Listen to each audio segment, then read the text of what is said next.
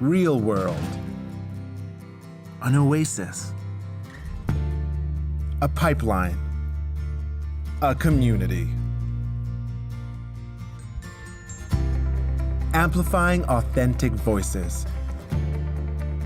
Redefining Canada. It's your time. Come together. Grow together. Have a voice. Be the voice. 20 years advocating, mentoring, supporting.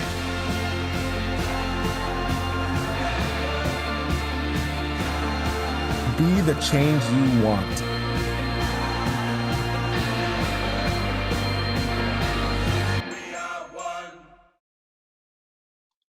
Welcome. My name is Tanya Williams, and I'm the Executive Director of Reelworld. Access Reelworld is excited to be partnered with the ACTRA Toronto Diversity and Inclusion Committee, presenting a different lens. The committee brought together writers, directors, and ACTRA actors to create the scenes you're about to watch.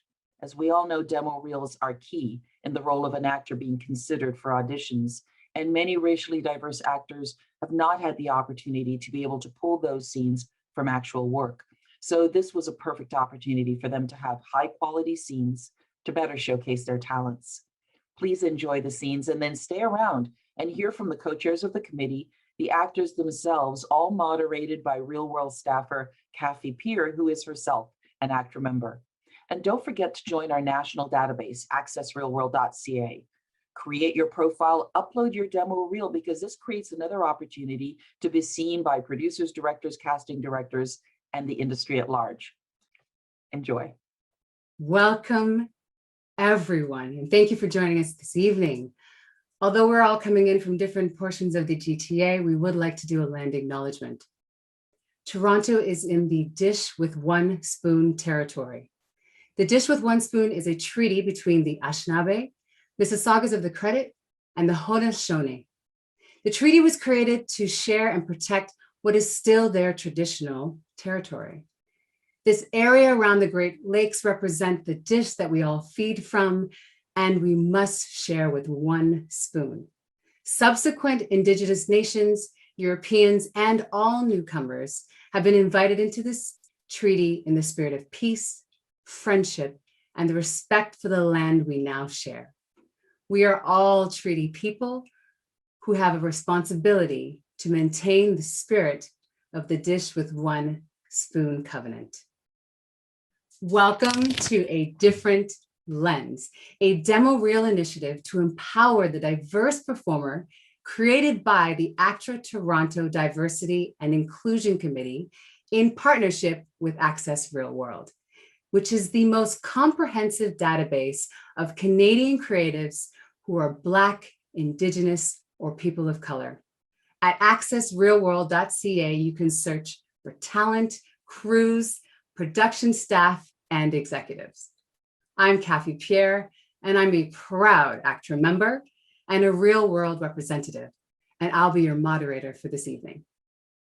I would like to introduce the brains behind A Different Lens, former ACTRA Toronto D&I co-chairs, Lisa Michelle Cornelius and Samora Smallwood. Welcome, ladies. Hi, how are you? Thank you for having me. Yes, thank you for having both of us. We're excited to be here and excited that this is happening. Oh, so am I. It's such a great initiative. So let's get into it. How did this initiative, Different Lens, come about? Okay, so necessity is the mother of all invention as I struggle with my shades. You know what it is. We're all been on Zoom for over a year now. necessity is the mother of invention. So it's really cool. First of all, I have to say, because we are passing the baton as D&I co-chairs, that I literally could not have done this or chosen a better partner than Lisa Michelle. Honestly, has become a very close friend. I trust your opinion. Your leadership is unparalleled. And together we were just the perfect match. We came together at the perfect time. So when I say, for me, it clicked in when I was up for this big part, like necessity is the mother of all invention. I was up for this part. My rep called me right after the second audition and was like, send me your most updated demo reel. And this feeling of dread came over me because I was like, oh, I haven't played a part as big as this yet. And we know it's kind of a risk averse industry. And I just had this sinking pit in my stomach. And it's just when Lisa Michelle and I had started working together as co-chair, and then organically it had been on her mind too. So the two of us were like, okay, we both know this is real. We know this is a thing. We have to figure out a way to do this. And when you look at the marketplace, it can be very expensive for actors to basically shoot a short film on their own. And we know that traditionally marginalized voices, our diverse performers all across the spectrum, just don't get as much opportunity. And so that's how we came up with the idea. And I am so humbled and really, really grateful to everyone who made this happen, because it's so amazing to see. So thank you. On that note, I have to return the love. Samora is an incredible partner. As you can see, she's a strong woman with incredible ideas, vast. Like, I just knew that we needed to do this because similar to Samora, we were on a similar track in that we're talented, we have experience, we have training, and we were too far in our careers to not have the demo reels that we should have had. I am going to boldly and confidently say. And so we knew that we weren't the only ones in the same situation who had everything else, all the other tools in our toolkit, except for that magical piece that often can be the final choice in you getting work or getting that agent that you want, getting that rep. It's so important. And sometimes, you know, you do what you can in the meantime, you build a reel of classwork and things like that. But there comes a time in your career, you have to have that good quality footage. So here we are with this idea with the help of many, many hands. So I always like feel extra humbled when you said the brains behind it, because I'm like, thank you, but it took a million hands to get this going. And we're so happy it did. Awesome. That is, I mean, I know that it is an incredibly important initiative for everybody involved. So thank you. And thanks to all involved. Let me understand though, how did you accomplish this during COVID pandemic? Please do tell the story. Wowzers. Okay. Well, again, many hands make light work. So thanks incredibly thanks so much to ACTRA Toronto and all the staff there, in particular, Jen Paul, Taza Decker, Alistair Hepburn, because so many people could have just said no for such a vast kind of initiative, for any kind of initiative really during that time. Not only are resources hard to come by, but energy, bodies, all these types of things. And there's so many rules and so many logistics, but we were able to do it and keep everyone as safe as possible. We had COVID testing on set, all the PPE, Taza took care of us in that department on set, every single day of set. Jen did all the preparation to make that happen. Samora and I helped to, be the enforcers, but I don't even need to say that. It was from the participation of everyone involved as well. All the actors, all the crew, everyone wanted to get this done and get it done safely. So it took longer than we wanted to. We were hoping to have this initiative much earlier. We were hoping to have many, many more actors, because although we have 14 incredible actors who did participate, that's like it's wonderful to say that it's a small fraction of the kind and the amount of talent we have at ACTRA Toronto, especially with our diverse performers as well. So it was with everyone's participation to keep it safe, keep it going no matter how long it took. And of course, thanks to Tanya Williams as well, who stuck it out with us as we planned it, and dates got pushed and pushed and pushed and pushed as rules kept fluctuating with COVID, but we were able to make it happen. I'll say with God's grace. Yeah. I want to touch on something that Lisa Michelle said, because I think it's actually really timely and relevant to the conversation, because for so many of us who are in the community, it can be a lot of emotional labor and it can feel exhausting to just stay in the conversation place with people about what we're experiencing. So what's so key about what Lisa Michelle said is, yes, this is something we ran on when we campaigned as Diversity and Inclusion Committee co-chairs, when it was just the Diversity Committee. Inclusion wasn't even added on yet. And it took some time to get going. It's a massive undertaking for a committee to take on, and expensive, of course, with hours. And we had so many great sponsors who helped us make it a possibility. But what Lisa Michelle touched on that is so key and that is so important about the commitment that ACTRA Toronto showed is that in this world we're in now, examining the world you live in is so important, and I think is a gateway into conversations of understanding other communities' experience, because especially with the online space, things can feel very combative right now. So it's great to just look around the world. And one of the things I started to notice was I have friends who are ACTRA members and who are actors, even if they're pre-union, who are killing it in a class. They are nailing it. They are making me cry in class. These people are telling the emotional stories. And I'm like, why are they not working? And I start to look at myself. That's one way you can look around the world and say, okay, there's a common denominator here. There's not as much opportunity. ACTRA has already shown up for our committee and for our community for years and years and years. But Lisa, Michelle, and I being able to have a frank conversation, we've all had a very, very hard year. Some people so much more than others. And we're seeing some really great things happen, but for us to be able to have a frank conversation with the union and for the union to come to us and say, how can we do more? So it felt like a really relevant moment to say, okay, here's the real deal Holyfield, this thing that we've been talking about that is going to be intense to do. This would be a really good way for us to show up for the community, because we know that people are going to be taking a closer look, casting producers, the network, the broadcasters, whether they feel it in their hearts that it's the right thing to do, or whether they're feeling societal pressure when shows are too white or shows are too straight or too heteronormative, whatever it is, to have that frank conversation with the union and for them to be like, yes, we're going to step up. We're going to make this possible, COVID or not. Let's look at the scope. Teza was so key in this, Jen. I mean, Alistair, all the people Lisa, Michelle shouted out, can't even say. But basically that was the undertaking of not it just being COVID. I feel like you can't have the conversation of COVID without understanding the year we've all had as persons of color and as diverse people, and how there has been a humongous shift in collective awakening, I guess. Samara and Lisa, again, thank you for your words, and let's join the party. What do we want? Food. When do we want it? Now. And what are we having? I'm fired. No. I knew it. No, Glenn, you were not fired. I'm a huge fan of your work. I read the entire Dark Forest collection. Elena basically got me through high school. now. Close the door behind you. What are you suggesting? I'm simply reminding you. I don't need to be reminded. I know who you're after, a young girl, barely 25. You think she did this? We have eyewitness reports identifying a young woman leaving the scene. The girl is innocent. That's not what happened. Really? 'Cause for months, I helped you with your pitches, did your research, edited your creative reports, And I'm forever grateful. Who do you think you are?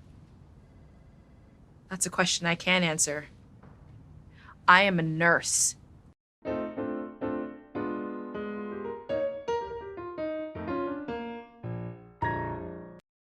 Wow, yes, what incredible work. I know you guys need to take a moment, take that in. That was incredible. What an achievement. Congrats to all the performers, the writers, directors, technicians, and behind the scenes support. A project like this takes a village, and so we thank you. Audience, this is your first time seeing the scenes. What did you think? Throw us some love in the chat so the actors can see later on what you guys thought and how you felt. Taylor, where are you? Hi. There you are. Right here. How does it feel to see your peers work for the first time and yours?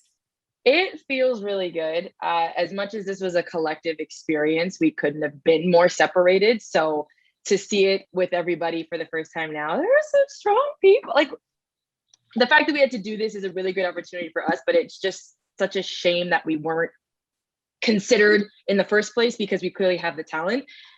Bravo to everyone. It was very good. I loved it. And seeing my scene it's always weird seeing yourself, but I wish Connie was here to relish in it with me, but it was good. I love the way it turned out, and I can't wait to put it in my demo. Oh yeah, that's what it's for, girl. Yes. Dianne, where are you, hon? Hi.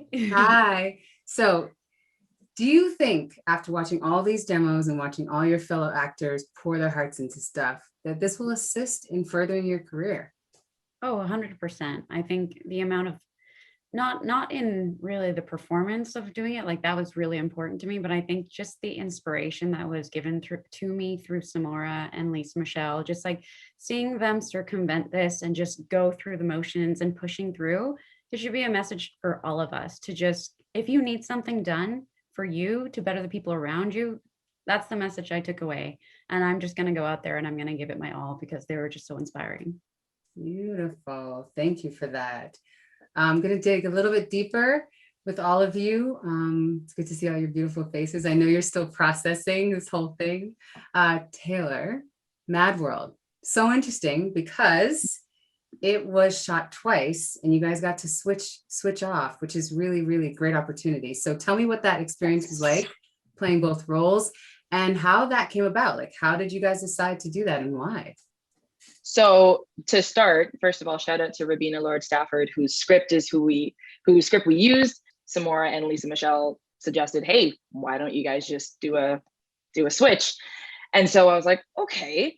At first I was kind of like, oh, like that's a lot. But then I also realized that on my bucket list is to play a double character in a way. So it was my first time playing two roles in a scene, but overall it was really fun and challenging to kind of see how different mine and Connie's approaches were to the same character with the same material. Was really inspiring to be each other's scene partners and support each other's when the camera was on Connie, when the camera was on me. To learn both sets of lines was a challenge, but I welcomed it. And I think having to channel Austin, the nurse's experience and what she feels being confronted by Wendy, to just instantly switch to being the antagonist in the scene, to me showed my range. And it kind of worked out as an interesting challenge to showcase both of our ranges and to really support each other through and through, because we both knew those lines inside and out. And I was there for Connie when it was her turn. And I was like, as much as you saw me, I was like, oh, Connie, yes. And we were both rooting for each other really heavily. So yeah, it was an interesting experience, but one that I thoroughly enjoyed and welcomed. Yeah, and I bet you cherish that. That's amazing. Yeah. Joyce, I know that Joyce Chen specifically, I know that you're on set, so I'm going to grab you in here and ask you a little bit. What do you think this role, and how do you think this role will change the characters that you have access to now? Oh, you're on set working. Yeah. Sorry about my makeup is crazy. I don't know if I'm allowed to have it out. This opportunity was amazing because I normally do not even get asked to play like romantic leads or anybody who would be like interested in romance at all. I don't know what that says about like our industry, but like I personally have never experienced that. And so seeing something that's written that I could do well and that I could have chemistry in and show that it could work with a woman of my face and color and body, it was I got really emotional at the end of that day, because it was like it felt like a dream come true, because I didn't think that I would ever be able to do a role like that. Yeah, you didn't see yourself, and now you did, and now you do. And congratulations. Yeah. That's amazing. That's fantastic. Michael, you got to play off of this. Yeah. This brilliance. You got to play off of this like confident and playful character. Talk to me about, because you got to play two scenes too. So like everybody got to some people were lucky and got to double up. So talk to me about playing the lead rom-com role and then the police officer role, and like what that whole process was doing those two scenes. It was a huge challenge, obviously, because working on two scenes, especially with them being such a contrast to each other, took a lot of work. Like I really had to break down both characters. I had to, get the backstory straight, their motivations, their intentions, their objectives, and all of that. But what really made it work and what made life so much better for me was to have an amazing partner in Joyce, in Oshi, but also to have Chris and Paul and all of us working together to create the pieces just made switching between the two characters very, very easy for me by the end of it. That's great. It does take a team, doesn't it? That's incredible. Do you think that this experience will change how you are perceived in the industry? I do. I really do. Like, I've been acting for 15 years and I've only auditioned for any kind of romantic role twice, and I've never actually booked a role like this. So for me to get to play this here, but also to now have this on my demo reel to show them what I'm capable of doing, I'm confident that it's going to allow them to see what I can do and change the perception of me. Incredible. Incredible. This is why there's initiatives like this are so important. Oshini, I'm going to bring you in here because you got to work with Michael with wonderful performance in Turn Back. Just curious for both of you, now that you've expanded a little bit more, what type of characters are you most interested in playing now? Like, what are you going to push for? Oshini, you can start. I so want to push for being like any kind of like warrior woman character. Yes! I think like Michael and I both love, well, I love crime dramas. And I love that like those characters can be like, in one moment, they're like very vulnerable and like sweet and quiet, but you never know, they could be the killers. So that's my love for that genre. But yeah, I just need to like break out. That's what I want to do now. Michael, what about you? Oh man, I would love to be on like a sci-fi show or one of the superhero shows out right now, but like not a superhero. I actually want to be like maybe like a detective who, you know, when they're like dealing with a villain and then like there's like a police officer who helps them or tries to like hunt them down because, you know, being a vigilante is bad. I want to be that guy. I want to be that detective dealing with all those situations because I think it's cool. But I also want to, this is a little off from any of my scenes, I want to be in a horror film and I want to get killed. I want to get killed by a ghost or a monster or a slasher or something because that will be fun. I don't know how I feel about the slasher because I like you, but okay. Oshini, so you had told the directors after you played this that you'd never pictured yourself playing a police officer before. So can you talk about what that experience was like for you? Because that was something that was sort of out of your wheelhouse. Yeah, so to clarify, I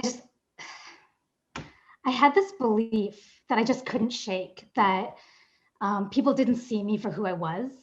And I had a belief that the strong female lead, this like warrior woman, probably looked like a tall, athletic woman with like a deep voice and chiseled face, and she was probably brunette in my head.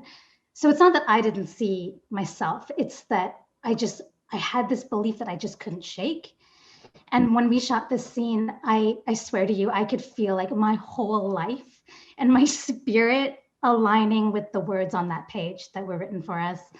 And like, no one can take that away from me now. Like, I feel that I have the experience that I can move forward and like solidify this vision for my life. And like, that's what I need. So now I don't need to like make up this, I don't need to tell the story to people that, oh, I like feel like I'm claiming that I'm capable of playing this character. Like now I'm like, now I deserve it and I know I've done it and now I can like manifest that in my life. I don't need to like feel like a fraud or like I'm asking for attention or something. Like I did it. Yes, hold on to that. Yeah. Yes. Round of applause for that feeling. The actors and the writer. Whew, that scene. Joyce, talk to me about what kind of collaboration happened in that writing of that? What was that experience like? Talk to me about it. Yeah, I just wanted to mention someone spoke about it taking so long to get this done. And I just wanted to say it was very well timed for me because I was awaiting treatment for follicular cancer. And this was a really good diversion that allowed me to just like throw myself into it. And I don't know, I noticed that the lymph nodes were all swollen and I had challenges talking. Because there were things going on in my throat. So it was just great to get out there and work with such amazing people. When I first met Ijeoma, we clicked. We were like sisters immediately. And then we Zoom met with Andre and we just started talking and sharing. And we both have a love for sci-fi and comedy. And so this, I feel, sort of segued into a comedy. My strength or my brand has been a strong female woman, and this allowed me to play that in a sort of a comedic tilt. And Andre was great. He just let us play around with it and decided to go with it at the end when we just kind of switched it a little around. And Ijeoma was so great to work with, and everybody was. We had such amazing people in support. And I'm sorry, did I answer the question? You did, and so much more. Ijeoma, I'm going to Okay. get you to come in here and talk about your experience with Joyce, but also talk about how it was to have something written for you, because this is like, that's a unique experience. It was amazing. And like Joyce said, we hit it off like right in the kind of like intro audition kind of chat where we all met together. And I was so happy to be teamed up with Joyce on this project and Andre. And it was so just so natural. Like he really listened to us and it was so collaborative. It just made me want to do more. I was like, this is incredible. It's special to have something written for you and to feel like your heart is in the piece that you produce or that is created. And I really feel that way. It was really special. And the whole set, everything was incredible. Yeah. That's amazing. And to both of you, it was incredible work, but also,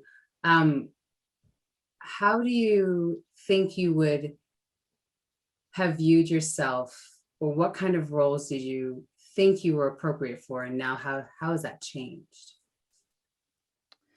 I think the thing for me that's changed is not about forcing anything or trying to fit into anything, but also accepting and loving who I am and what I can bring to a story. That's me. So I can fit into all these different things and I can play all these different characters and step into all these different lives, which I love to do. But that there's also something special that's just within me that can come out in a story. And that's kind of what I took from it. So great. Yeah, I don't know if that answers it. Yeah, enjoy. Awesome. I always knew that what my brand was, but it was really powerful to utilize it in a situation that switched to a comedy. And it's so difficult to show a story in such a short period of time. And I love the way Ijeoma came in so sweet and kind and just stood up for herself at the end. And it gave me an opportunity to switch as well. And so that was really powerful. To feel that shift happening and the power shift happening and I want to do the next episode. Well, we're all here for it. We joked with Andre that we'll take the screenplay, the full-length film. That's amazing. I love it. So let me go to the lunchtime actors, because comedy is hard. So one, I'm just for me, what was your experience? Because I think a little birdie told me there was some improv in this. So Alex, you first. Talk to me about what that was like, especially because I don't believe you and Meilie had ever met before. So that's also very difficult. Yeah, that's right. Yeah, me and Meilie had not worked before. And luckily, I do actually have a background in improv. That was one of the things that helped give me my foot in the door when it comes to acting. We worked together really closely with Krista, our writer, when it came to developing the script. And we were also given a lot of freedom while we were shooting in order to really bring out the best of the script. You know, the amazing thing about the script to me is the humor of it comes from the fact that it's ultimately such a very trivial situation, but we are taking it so seriously. And so that really encouraged us to have the sort of face off at the end when we're basically trying to show up each other. We were given a lot of freedom when it came to our gesticulations and how we were going to be making our points. And that was one of the things that it really helped us come to life, and it helped us loosen up a little bit, because then me and Meilie really were like, we were trying to almost, it was like we were almost trying to make each other laugh and trying to make our point to each other. And that really helped make it almost like a competition between us on stage and on the script. It was a lot of fun.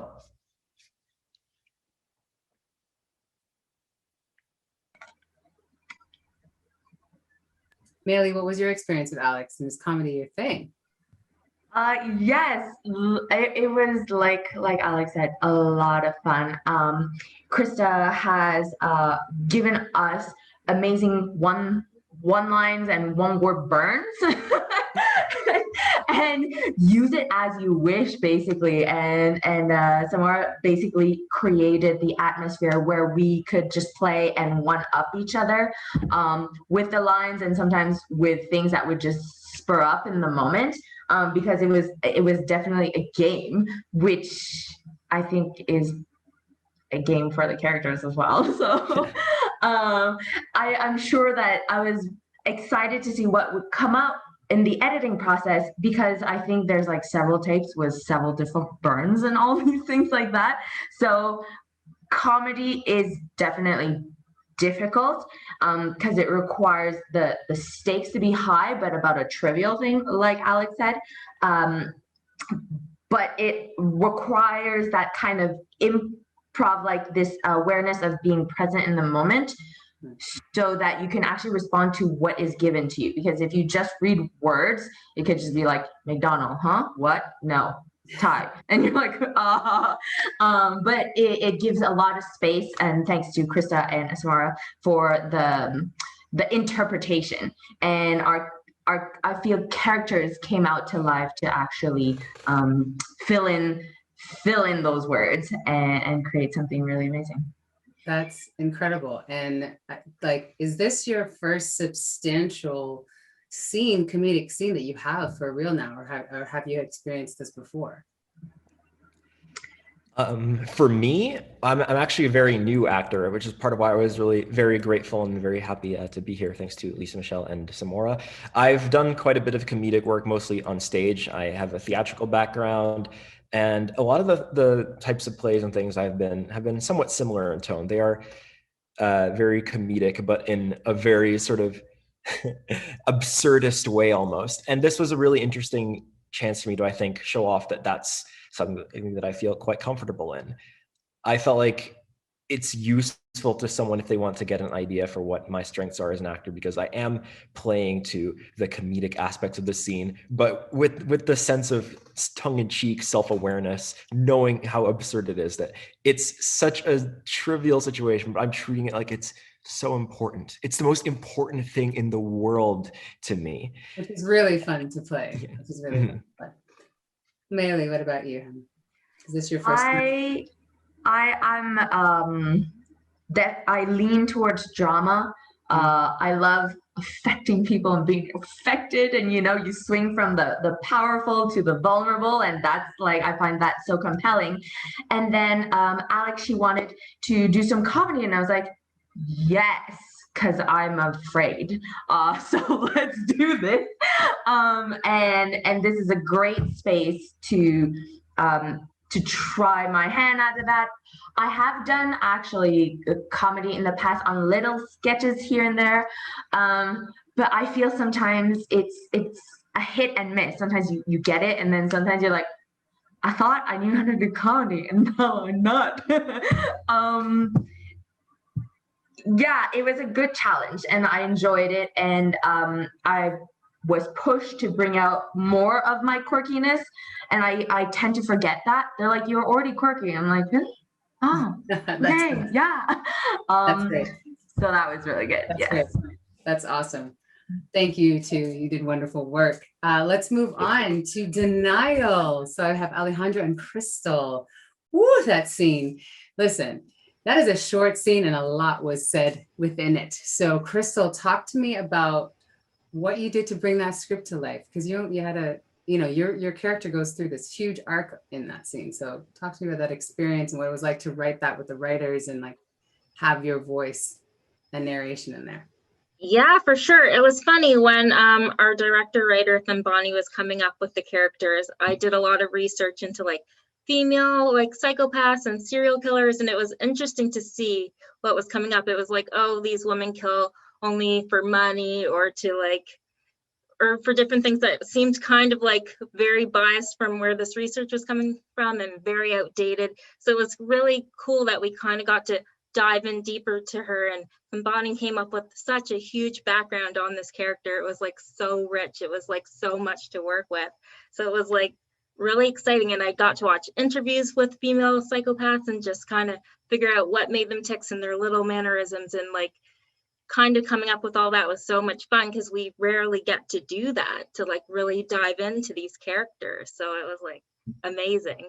That's great. Alejandro, how about you? You got to play this like calm and collected. What was that experience like with Krystle? I don't think it was a challenge, and I don't think it was that difficult for me to remain calm, because that was what it was expected from the beginning from my character, right? Mm-hmm. So what I would try to do was trying to catch Krystle reactions and try to mirror that in a way that I was not overplaying, but more like supporting and be together. And another thing that I think it really helped us is that Meilie wrote a great piece. And sometimes you find as an actor that you're trying to do something, but if the writing is not that good, or there's some pieces missing, then something that sometimes affects your views, right? Right. In this case, it was perfect. And was this for your first time working with these writers and directors, Alejandro? Yes, I met him thanks to this program. It's fantastic. Thank you very much to Jen, to Samora, everyone. I think it's a great initiative, and I could I wish I could be of more help in the future. Oh, yeah. I have no doubt that you will be. I have no doubt. And shout out to the E20 writers and directors and stuff who are in this, who came on to this initiative. E20 is a program that's run by the Real World Institute. So I want to give a little shout out for that there. Thank you to Krystle and Alejandro. Your scene was fantastic. So thank you so much. Let's move on to the promotion. Yes, Yasmijn and Dianne, how are you ladies? Talk to me. Listen, were you involved in that drama? Did you push for more when you're writing it? Did you pull back when the writers are like, oh, let's go for it, and you're like, oh, I don't know. So like, talk to me, Yasmijn, about like what challenges it was to play her. Honestly, it was a collaborative experience. Andre is such an amazing writer, and he's so amazing at writing for women.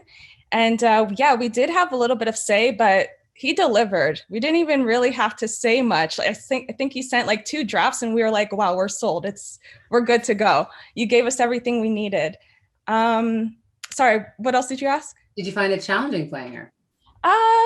You know what? I actually do relate a lot to Naomi. And this role just brought me back to theater school, because theater school is a really competitive environment. And there's a lot of favoritism that happens when it comes time to casting. And, you know, there are students that are more deserving of the role and are oftentimes overlooked. So, but in many other ways, I can relate to Naomi, especially as a Black woman.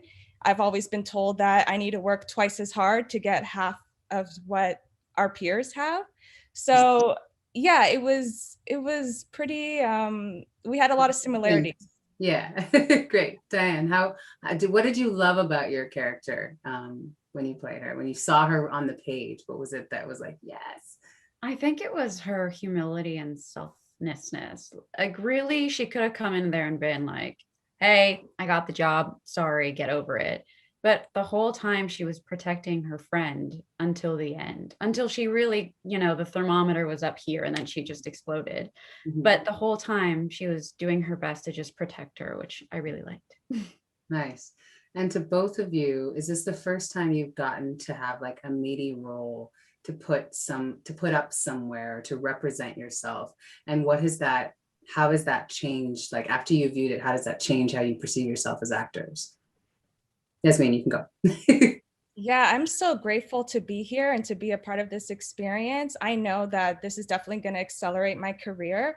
This is like the second time where I've had a meaty role, and I just want to like prove to the industry that I'm more than just a one-liner character or like an open ethnicity character. I feel like we all got the sauce, we all got the juice here, we all got the magic, and you know, it's possible to see ourselves on screen.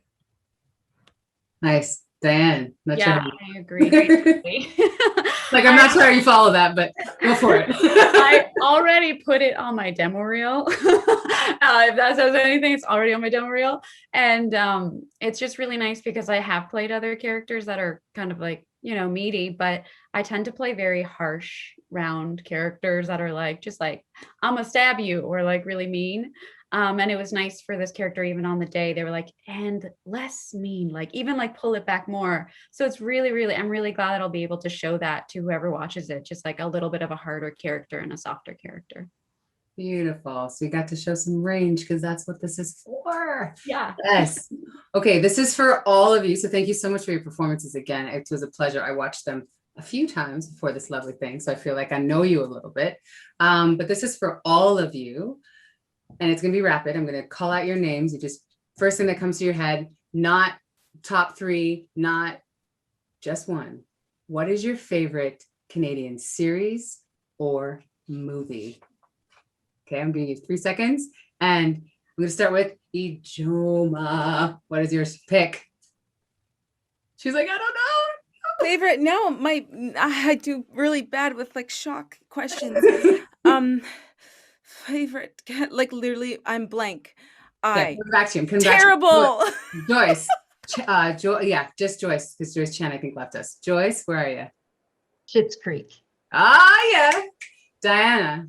Well, mine would have been Schitt's Creek, but also John Fawcett's Orphan Black. Let's go. Oh, okay. Yasmijn. I mean, is The Handmaid's Tale Canadian, kind of? I mean, it's filmed here, but not really. Yeah. I'll come back to you. Okay. Alejandro. Cardinal. Okay. Krystle. Ooh, I would have said Handmaid's Tale too, but I'll say Tall Boys because I love that now. All right. All right. Taylor. The show that I binged in about one day, Coroner. Yes. Oshini. Yes. Murdoch Mysteries. Don't be ashamed. I love that show. Alex. And with an E.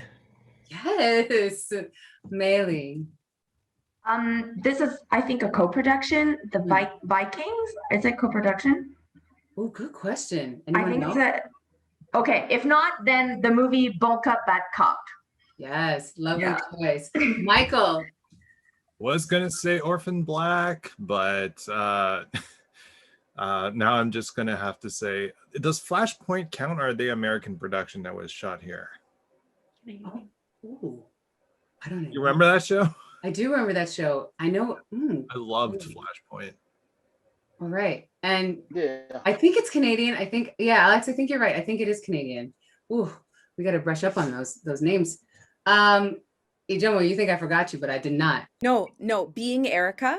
Throwback. But I would have said Stargate, but I wasn't sure if that was Canadian or American production. But Being Erica, yes. Nice. Well, thank you guys. I know I put you under the gun there, but I appreciate it. And hopefully our audience, if you hadn't heard of any of those shows, you will now go support those shows and support Canadian productions because we do equally as fantastic work. What a wonderful evening of support and discovery with all of you. Thank you to Safia and Matt from Real World, our digital producers who managed the backstage for this evening. We could not do this without you. To all the performers watching this, I hope that we've inspired you to get out there and take your careers into your own hands. ACTRA members can take advantage of the digital self-promotion contracts and co-ops through ACTRA Toronto, which allow you to produce your own projects under contract. And don't be afraid to connect with actors, directors, cinematographers, editors, and everything in between to film your own work. Many of you can find and message directly to Access Reelworld. If you are not already a member, don't forget to sign up at accessreelworld.ca to be discovered. Put your reels up, all your material, your beautiful headshots up there. Also, subscribe to the Real World YouTube channel, and of course, like us and follow us on LinkedIn, Instagram, Twitter, and Facebook. All our handles are now being placed into the chat, and I will now shift it over to Lisa Michelle and Samora. Woo! A bit more. Wow, that was, I have to say, that was my first time seeing all of the films in their completed, fully edited form, and I am moved, even more moved after hearing all the actors speak about their experiences and how this initiative affected them. It's just amazing what a plan can do from thought to paper to execution and to results. So I hope, like you said, Kafi, first of all, thank you as well for moderating this and being here for us, but I really hope that I know that it would have inspired everyone who's watching, and we have so many people to thank, and I'm going to read it because there are so many people. I don't want to forget anyone. So a big shout out to our talented crew who made these scenes happen. Roger Singh, our cinematographer, Ryan Singh and DeLorean Klein, our grip department, Elisa Ehrlich and Stevie D, our location sound recordist, Larissa Palazuk, our hair and makeup artist, Bruce King for helping out with our equipment, Tom Smalley and Alessandra Di Simone, our picture editors, Faustine Pelepel, our sound editor and designer. Are you taking notes of how many people it takes to do this? The entire village and then some. The entire crew at Rolling Pictures, and of course, Jen Paul, Taza Decker, Alistair Hepburn, Carl Pruner, Cass Enright, Karen Ritson, Victoria Shen, and Sue Milling. That's a slew of powerhouse ACTRA Toronto staff members that do way more than just put up empty statements about what ACTRA Toronto is about when it comes to diversity, and actually help all of us walk the walk. And along with the support of ACTRA Toronto Council and countless other staff who have helped us along the long, long way. We would also like to take this opportunity to thank the sponsors who made this initiative possible. Seriously on the Real. AFBS, ACTRA Fraternal Benefit Society, graciously stepped in to help us cover many of the hard costs involved with producing a film. That's what this was, y'all. Anyone here who doesn't know, this was making films. 10,000%. In the Shadows props provided many of the props that you saw on screen, including that really cool dead body, since nobody wanted to do that, including the very cool prop weapons and costumes you saw in the scene Turn Back. Rolling Pictures provided post-production services to make all of the scenes look and sound as beautiful as they did. Thank you so much for working so seamlessly with our editors to take care of our online edit, dailies, mix, and color grade. And as anyone who's worked on a film or for a film, you know that shooting a film during COVID is no easy feat. And it was incredibly important that we ensured the safety of our cast and crew on set. So in following the Section 21 protocols, our COVID-19 rapid testing was graciously provided by Precision Biomonitoring. Thank you for helping us all feel safe as we possibly could on set and do our thing. A big thank you to William F. Whites, who are big supporters of indie film and provided the equipment we needed to bring these scenes to life. And of course, she turned down her credit, but Lisa Michelle makes an first AC. If anyone is ever looking to fill out their camera department, yeah, right, because she is fully booked and blessed on set with her performer role. Yes, I made quite a comical first AC, but I did it. Shout out to Samora as well on your directorial debut. I don't know if it was even mentioned in this convo, but Samora directed 3 of these scenes. I believe it was 3. Yes, 3 of these killer scenes. So congrats on that, on top of all the other things we were doing. What else can we say? We thanked our sponsors. Thank you again to ACTRA Toronto and Real World. Tanya, thank you, Tanya Williams, who was in on this from the beginning. She's been, not enough can be said about how much Tanya does for performers on a whole in Canada, especially ACTRA performers, this initiative included. She was with us every step of the way and willing to give us her voice, her platform, introduce us to all of you. Thank you again, Kafi, for moderating this as well. And oh yes, to any other organizations or industry friends who are watching, we hope you'll get in touch in the future to get involved in upcoming initiatives. They're always happening. And visit actratoronto.com/how to join if you'd like to learn how to join the union, but you may as well just go to the regular website and look at it. It's nice. There's a lot of stuff to have a look at.